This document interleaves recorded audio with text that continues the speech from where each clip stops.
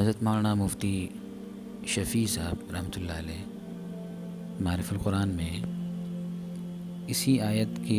حوالے سے ایک حدیث نقل فرماتے ہیں، ایک روایت نقل فرماتے ہیں۔ حضرت ابو ہریرہ رضی اللہ تعالیٰ عنہ نے وہ روایت آپ صلی اللہ علیہ وسلم سے نقل فرمائی ہے۔ حضرت ابو ہریرہ کہتے ہیں کہ ایک دن آپ صلی اللہ علیہ وسلم کے ساتھ میں باہر نکلا، میرا ہاتھ آپ صلی اللہ علیہ وسلم کے ہاتھ میں تھا، تو ہم ایک شخص کے پاس سے گزرے جو بیچارہ بڑا پریشان حال تھا اور بڑی مایوسی کے اثرات اس کے چہرے پر عیاں تھے۔ تو آپ صلی اللہ علیہ وسلم نے اس سے پوچھا کہ یہ تمہارا حال کیسے ہوا ہے، کیا پریشانی ہے تمہیں؟ اس شخص نے کہا اللہ کے رسول، بیماری ہے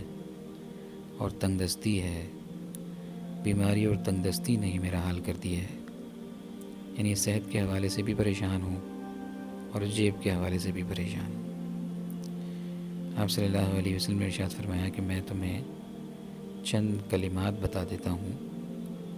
ان کلمات کو تم اگر پابندی سے پڑھو گے تو انشاءاللہ تمہاری بیماری بھی جاتی رہے گی اور اللہ تعالیٰ تمہیں تمہاری جیب بھی بھر دیں گے، فقر و فاقہ سے اور تنگ دستی سے بھی اللہ تعالیٰ تمہیں محفوظ فرما دیں گے۔ اور پھر آپ صلی اللہ علیہ وسلم جو کلمات اس شخص کو سکھائے ہیں تو ان میں یہ آیت جو بھی ہم نے پڑھی ہے، جس کا ترجمہ ہم نے پڑھا ہے اور جس کو ہم نے بھی سمجھا ہے، وہ آیت بھی انہی کلمات کا حصہ ہے۔ بس اس سے پہلے ایک جملہ ہے اور اس کے بعد یہی آیت ہے۔ تو آپ صلی اللہ علیہ وسلم نے جو کلمات سے کہا وہ یہ کہ توکلت علی الحی الذی لا یموت، توکلت علی الحی الذی لا یموت، الحمد للہ الذی لم یتخذ ولدا ولم یکن لہ شریک فی الملک ولم یکن لہ ولی من الذل وکبرہ تکبیرا۔ تو یہ کلمات آپ صلی اللہ علیہ وسلم نے اس شخص کو سکھائے۔ اس کا ترجمہ بھی ہم سمجھ لیتے ہیں کہ میں اس توکلت علی الحی الذی لا یموت، میں اس ہستی پر اپنا بھروسہ رکھتا ہوں، میں اس ہستی پر بھروسہ کرتا ہوں جو زندہ رہنے والی ہے اور جس کو کبھی موت نہیں طاری ہوگی۔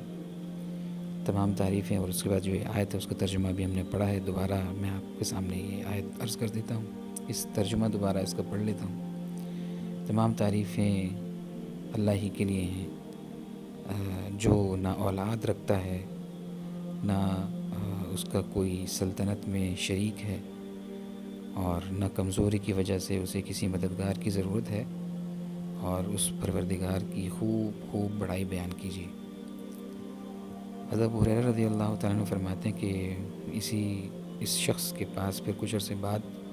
آپ صلی اللہ علیہ وسلم کا گزر ہوا، تو وہ بڑے اچھے حال میں تھا۔ آپ صلی اللہ علیہ وسلم کو بھی خوشی ہوئی،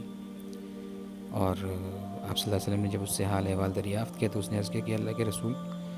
جو آپ نے وہ کلمات مجھے سکھائے تھے میں اسے پابندی سے پڑھتا ہوں، تو انہی کلمات کی برکت ہے، انہی کلمات کا اثر و نتیجہ ہے کہ اللہ تعالیٰ نے میرے حالات کو تبدیل کر دیا ہے، اور اب میں بڑا خوشحال ہوں،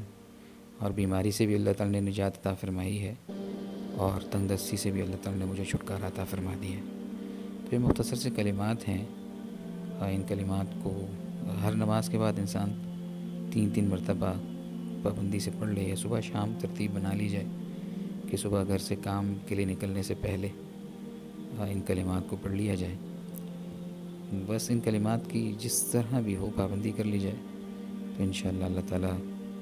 پریشانیوں سے اور بیماریوں سے اور تنگ دستی سے محفوظ فرمائیں گے۔ یہ آپ صلی اللہ علیہ وسلم کا بتایا ہوا نبوی اور مسنون وظیفہ ہے، جو دوسرے تمام اولیاء کے بتائے ہوئے مجرب وظیفوں پر بھی بھاری ہے۔ تو اس مسنون اور نبوی وظیفے پر عمل کرنا